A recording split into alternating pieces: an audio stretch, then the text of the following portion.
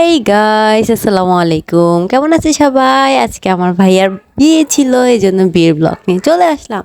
তো ভাইয়ার যেহেতু বিয়ে, এই জন্য সুন্দর করে সাজুগুজু করে সবাই রেডি হয়ে গেলাম। কারণ যেতে হবে বরযাত্রী হিসাবে, এমনি অনেক লেট হয়ে গেছি। তারপর দেখলাম যে আমরা গাড়ির সামনে এসে পড়ছি, ভাইয়া এখনও আসে না। আস্তে আস্তে হাইটা হাইটা আসলাম, একটা ভিডিও নিয়ে রাখলাম। দেন গাড়িটা ছেড়ে দিল, কারণ আমি শনি একটা থেকে যাব চিটাং রোড, যেখানে আমারই বাসা, কিন্তু কিছু করার নেই, পর হয়ে গেছে 3-4 দিনের জন্য। তো ওই যে আমার বোন সামনে ফুল লাগাইছে। পরে যাব আমরা রেস্টুরেন্টে, কিন্তু শুনি যে হলো মসজিদে বিয়ে হবে। পরে যায়া বাসায় বিয়ে হয়ে গেল। তো এই তো ভাবি, মেয়েদের সামনে যাওয়া নিষেধ কাজী সাহেবের, না ইমাম সাহেবের। যেহেতু কাজী সাহেবের সামনে যাওয়া নিষেধ, কারণ সাহেব যেহেতু বাসায় আসছে বিয়ে করাইতে, তো তার সামনে যাওয়া নিষেধ মেয়েদের।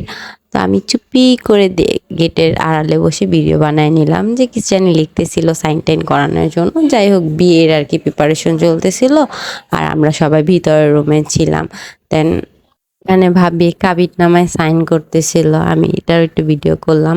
যেহেতু আমার খালুরে উকিল বাপ দেওয়া হয়েছে, খালু তো আর কি ছিল না ওইখানে। তো এর সিলায় ভাইয়াই আর কি কিভাবে কিভাবে কি জানি বলতেছিল। ভাই আমি তো বিয়ে করি না, আমি বলতে পারি না। এটা আমি মজা নিতেছিলাম, দেখতেছিলাম যে আসলে কি বলতেছে এরা। ভবিষ্যতে কাজে লাগবো, তো এই জন্য আগে আগে শিখা রাখতেছিলাম আর কি। যাই হোক, ভাবি কবুল বলে না কেন, ভাই তো অনেক কিছু বলতেছে। আলহামদুলিল্লাহ কবুল। তো ফাইনালি ভাবি কবুল বলে ফেলছে, মানে আমার ভাইয়ের বউ হয়ে গেছে। এতক্ষণ তো বউ ছিল না, যেহেতু কবুল টবুল বলে নাই। তো আমরা সবাই মোনাজাত ধরছি, আমি তো ক্যামেরাম্যান, আমি এক হাতে মোনাজাত ধরছি, কারণ আমার আর এক হাতে ফোন ছিল। তো সবাই মনোযোগ দিয়ে কত কিছু দোয়া করতেছিল, আর আমি দোয়া করতেছিলাম আমার ভিডিওটা যেন অনেক ভালো হয়। যাই হোক, সবাই দেখতেছি মোনাজাত করে। ফাইনালি আমরা গ্রিন গার্ডেনে চলে যাই, মানে যেখানে আমাদের মেন খাবারের আয়োজন করা হয়েছিল সেখানে চলে যাই। 4টা বাজে, এখন পর্যন্ত কিছু খাই নাই, অনেক ক্ষুধা লাগছে। তো এই যে ভাবি উঠতেছে, আম্মু ভাবির সাথে উঠতেছে, আর হলো পিছনে বড় ভাবিরা ছিল।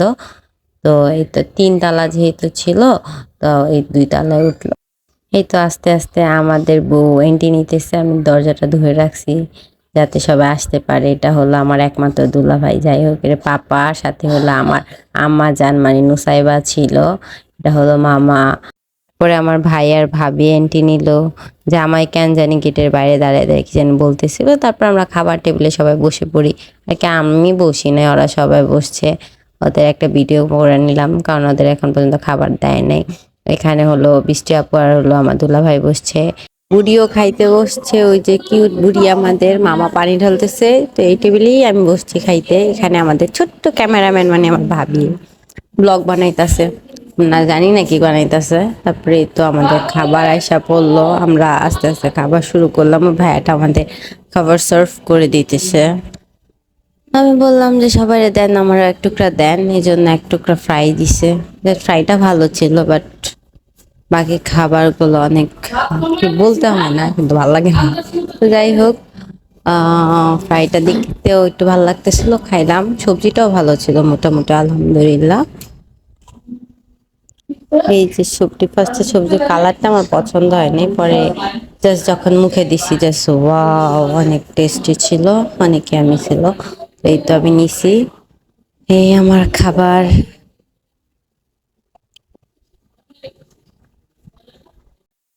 সবজিটা আমি নিলাম অল্প একটু করে। তো খাওয়ার দাওয়া শুরু করে দিলাম। এই যে আমার মাখানি দেখি বুঝতে পারতেছেন আমার কত খিদা লাগছে। তো যাই হোক, এই তো আমি খাইতেছি। খাওয়া দাওয়া শেষ করে আসলাম, যে দেখি ভাইয়া কি সাগর রান্না খায়।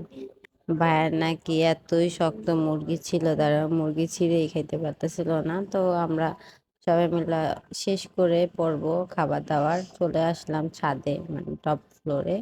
তারপর কিছু ফটোশুট করতেছিলাম, আমি ভাইয়া সবাই ফটোশুট করা শেষ করে দেন আমরা চলে যাই নিচে আবার, কারণ আমাদের এখন বিদায়ের টাইম, বিদায় দিয়ে দিবে মেরে।